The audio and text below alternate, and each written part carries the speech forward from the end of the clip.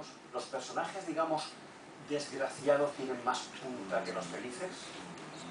No, no es que los personajes desgraciados, ¿no? Porque si no estaríamos haciendo una generalización muy mala.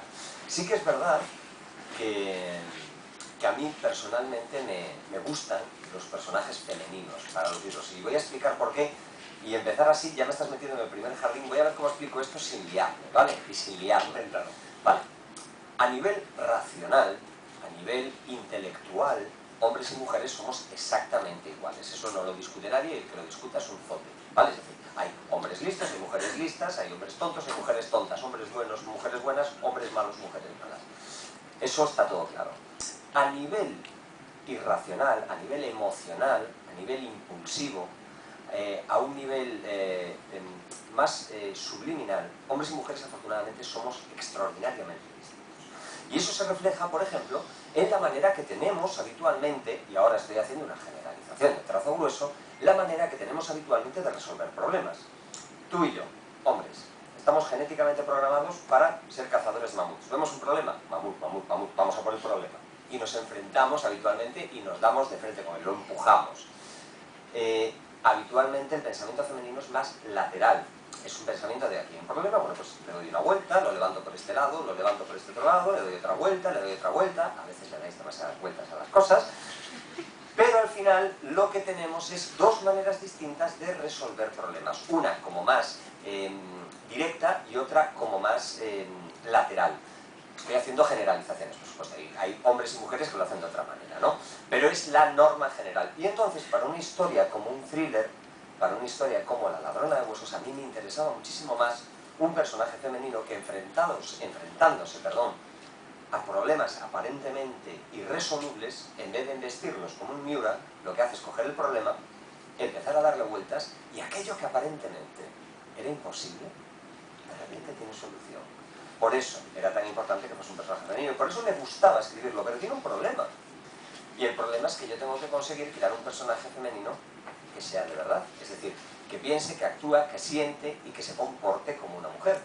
Y siendo yo un hombre, es complicado, porque me obliga a hacer un trabajo de proyección y ponerme en los zapatos de otra persona de otro sexo. Bueno, muy mal no debe haber salido, porque de momento no se ha quejado nadie, basta con que diga esto para que hoy de repente se me quejen aquí 5, pero en principio pues es precisamente por esos dos motivos, porque es más práctico, y segundo porque es un desafío, y los desafíos siempre son muy interesantes. ¿Que soy un tramposo? Soy un tramposo, y os voy a explicar por qué soy un tramposo. Porque me encanta, para que toda la gente diga esas cosas, lo que necesitas hacer es jugar con sus emociones. Y para jugar con sus emociones, para jugar con sus sentimientos, y para jugar con lo que ellos piensan que está pasando, tienes que ser un tramposo. Soy un tabú. No me gusta perder. Y a vosotros tampoco. Lo que pasa es que yo hago trampas. Y eso es como ir a un casino con las cartas y los dados marcados. Verás, La ladrona de huesos es un thriller. Como todo thriller, es un acertijo, es un desafío para vosotros. Cuando tú planteas una historia de este estilo, lo que estás planteando es un desafío para los lectores. Una especie de ¿quién va a ser más rápido? Si yo planteando problemas o si vosotros resolviéndolos. Porque claro, una historia de este estilo lo que tiene que hacer es generar un efecto de cascada. Cada acción tiene que generar múltiples reacciones.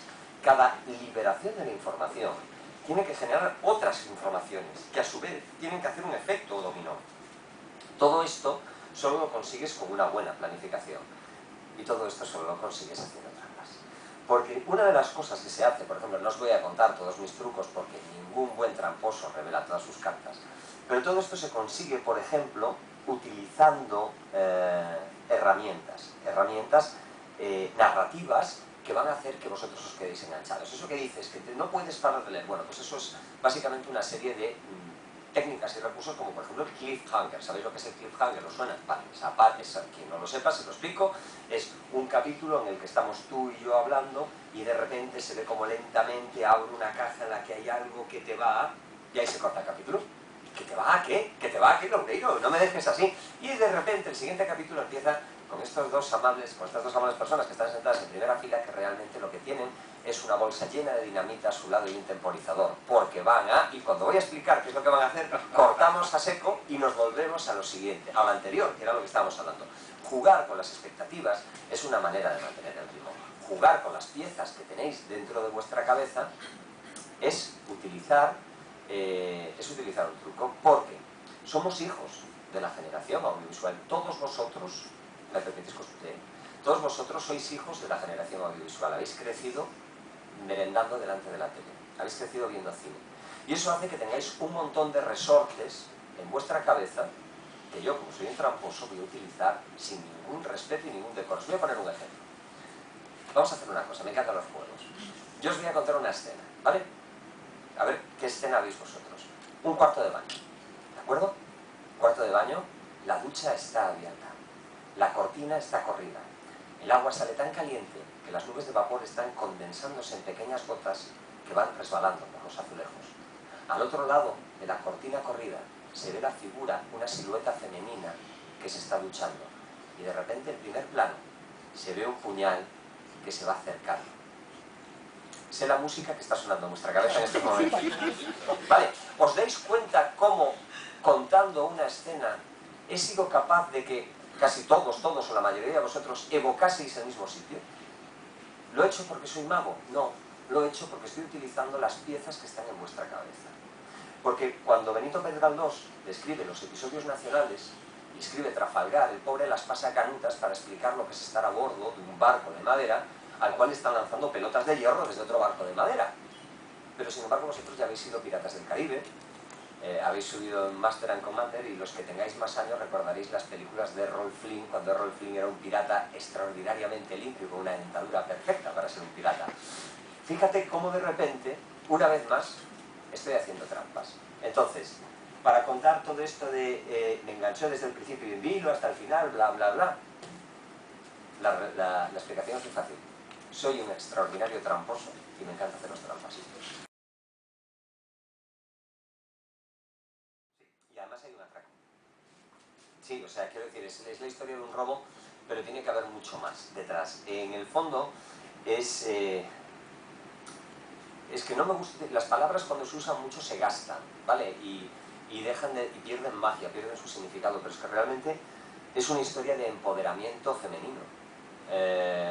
La historia de Laura, la historia de la protagonista, es la historia de una mujer que lleva, aunque no lo sabe, lleva toda su vida haciendo cosas por y para los demás, sacrificándolo todo por y para los demás, y cuando por fin le ponen una tesitura de que tiene que hacer una vez más algo por y para otra persona, es cuando va a empezar a tomar las riendas de su vida.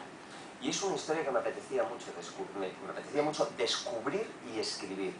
Me explico.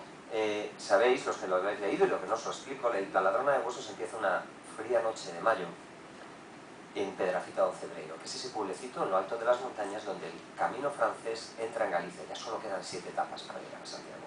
Laura y Carlos, su pareja, están cenando en un restaurante. Laura se levanta un momento y cuando vuelve a la mesa descubre, atónita, que Carlos ha desaparecido. Pero no solo es que haya desaparecido, es que los camareros aseguran con certeza que ella ha estado cenando sola todo el rato. Imaginad lo que se le pasa por la cabeza, imaginad el escalofrío que le recorre, piensa que se está volviendo loca, hasta que de repente ve algo. Una diminuta pista que le hace sospechar que le está mintiendo y que alguien lo ha hecho desaparecer. Y esa sospecha se transforma en una certeza cuando unos minutos más tarde recibe una llamada de teléfono. Una voz de hombre, tranquila y profunda, le dice que si quiere volver a ver a Carlos con vida, tan solo tiene que hacer una cosa. El problema es que lo que le pide es imposible. Lo que le pide es que entre en la Catedral de Santiago, baje a la cripta que se oculta debajo del altar mayor, robe los huesos del apóstol, salga con ellos sin que nadie la detenga, se los dé a alguien fuera, y además para hacer eso... En una semana. Solo tiene 7 días. Solo tiene 7 días. Fijaos cómo es una mujer obligada a hacer algo para alguien que no sabe quién es, chantajeada. Bien, me parecía que era el punto de partida perfecto para empezar a construir una historia con ese personaje femenino, en el cual ella va a descubrir realmente qué es lo que puede hacer de verdad. Los escenarios escenarios son importantísimos, y ahora me pongo serio. Los escenarios son importantísimos porque son los que van a hacer el contexto donde tiene lugar la historia. Y me quiero explicar. Una historia siempre va a depender mucho de donde estén aconteciendo los hechos. No es lo mismo contar algo que transcurre en una soleada playa tropical bajo las palmeras que se mecen en el viento que en un estrecho valle gallego donde está lloviendo, la niebla sale reptando de entre los árboles y parece que te quiere agarrar, el viento sopla, la humedad se cuela por tus huesos y te das cuenta a medida que cae la noche de que puede haber algo entre los árboles observándote. ¿A que no es lo mismo? No es lo mismo. Bien, entonces con este ejemplo de trazo grueso y un poco efectista que me acabo de sacar de la manga, lo que os quiero contar es que los escenarios son fundamentales. Son fundamentales porque van a ser un personaje más de la historia, aunque sea un personaje silencioso, como dices tú. Porque al final lo que van a dar es el lugar y van a hacer que los personajes actúen y se comporten de una manera determinada o de otra. Y va a hacer que tú, como lector, o espectador, pero en este caso como lector, tengas una receptividad distinta. Y eso es fundamental. Recordáis que antes os decía que era un tramposo, ¿verdad? Bueno, una vez más, con esto soy un tramposo. Y vuelvo a ser un tramposo porque vuelvo a jugar una vez más con los escenarios para manipular la receptividad de los lectores. Bueno, lo hago yo, que parece que soy Dr. Jekyll. Quiero deciros, lo hacemos todos los escritores. Yo estoy hablando por mí, pero esto es una manera que tenemos los seres humanos de narrar historias, de contar historias, que en el fondo es jugar con las emociones de aquellos que están escuchándolas o leyéndolas. De las musas, eso es una tontería. La fórmula consiste en algo de talento, una considerable dosis de suerte y muchísimo, pero muchísimo trabajo, has dicho. Pero vivir de ese trabajo que te apasiona, eso es el gordo de la lotería y el buconazo y todo junto, ¿no? Eso es una suerte infinita porque realmente ya no trabajas. A ver cómo explico esto. Estoy totalmente de acuerdo, suscribo eso que dije en su momento. La clave del éxito, es que el éxito es una cosa que es muy móvil, ¿no? O sea, no es lo mismo para todo el mundo. Pero la clave del éxito literario, esa fórmula es esta, es una pequeña dosis de talento, una considerable dosis de suerte, y una enorme dosis de trabajo. Tienes que mezclarlo. Esto es como la pólvora, ¿sabes? Salitre, azufre. Es decir, si no tienes los tres ingredientes, nunca va a funcionar. Nunca va a funcionar. Y en mi caso se dieron los tres ingredientes. Yo siempre me he comparado con Forrest Gump. ¿Recuerdan a Forrest Gump, el protagonista de aquella película? Un hombre que tenía una inteligencia un tanto limitada, pero que sin embargo tenía una considerable virtud, que era que siempre estaba en el lugar adecuado, en el momento idóneo y en las circunstancias justas. Una persona con suerte. Yo soy una persona muy afortunada. Pero sabiendo esto y sabiendo que tengo una pequeña dosis de talento, lo único que puedes hacer es trabajar y trabajar. No vale de nada que tengas muchísima suerte y muchísimo talento si no lo trabajas. No vale nada que trabajes un montón y que tengas mucha suerte si no tienes talento. No vale nada que tengas talento y trabajo si no tienes suerte. Al final necesitas esa mezcla explosiva. Y el hecho de poder vivir de la literatura no solo es que sea el gordo, es una maravilla. Es una maravilla. Hay muy pocos escritores profesionales, en el sentido de gente que viva única y exclusivamente de escribir en España. Tengo la suerte de ser uno de ellos desde hace muchos años. Y es una suerte porque es que al final yo hace muchos años que he dejado de trabajar, ¿vale? En el sentido que para mí no es trabajo, para mí es mi pasión. Bueno, yo creo que lo transmito cuando hablo de literatura y que notáis que a mí esto me atrapa y me apasiona por completo. También es verdad que es una pasión puñetera, es una pasión que te acompaña las 24 horas del día. No puedes hacer un break en la cabeza y dejar de serlo, ¿sabes? Esto es como cuando eres alcohólico las 24 horas del día, lo siento. Pues esto es más o menos lo mismo. Y la verdad es que es muy divertido, tengo que decirlo, es un trabajo muy divertido. Es un trabajo muy divertido. Es un trabajo que no es un trabajo. Que no es un trabajo, pero también es el trabajo perfecto para un bipolar, ojo. Sí, porque es que te pasas la mitad del tiempo encerrado, escribiendo, y la otra mitad del tiempo, ¿sabes? Es como Jack Torrance en El Resplandor. Escribes, estás tú solo, hablas en gruñidos, no ves a camareros que no existen, pero falta poquito. Y la otra mitad del tiempo la otra mitad del tiempo, vamos viendo referencias poco, hoy entre Psicosis y El Resplandor vamos a ir, y la otra mitad del tiempo te la pasas viajando por todas partes, estando con todo el mundo, hablando un montón y realmente siendo el tipo más sociable del mundo. Entonces, tienes que tratar de conjugar esas dos naturalezas que chocan entre sí y a veces es complicado. La gente que nos rodea tiene que ser gente con mucha paciencia. Otra.